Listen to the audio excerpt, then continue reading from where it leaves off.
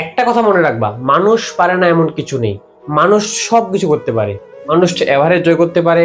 মানুষ খারাপ অবস্থাতে নিজেকে ভালো জায়গায় নিয়ে যেতে পারে। একটা খারাপ স্টুডেন্ট পরিশ্রমের মাধ্যমে একটা ভালো রেজাল্ট ছিনিয়ে নিয়ে আসতে পারে।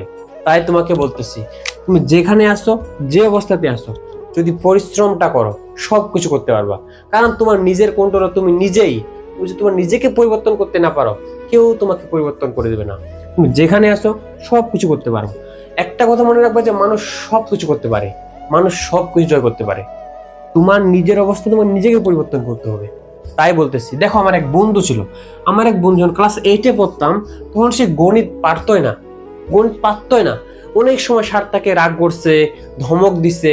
কিন্তু যখন ক্লাস 9-এ উঠছে, সে এতটা গণিত পড়ছে, এতটা হার্ডওয়ার্ক করছে গণিতকে নিয়ে সে এতটা হার্ডওয়ার্ক করছে। ক্লাস 9-এ ক্লাসের মধ্যে গণিতে টপ ছিল। ক্লাস 10-এ গণিতের মধ্যে টপ ছিল। এবং সে যখন বোর্ড পরীক্ষা দিছে, আমরা এসএসসি পরীক্ষা, সে 97 পাইছে। 97 পাইছে গণিতে। উচ্চতর গণিত, সাধারণ গণিতে 97 করে মার্ক পাইছে।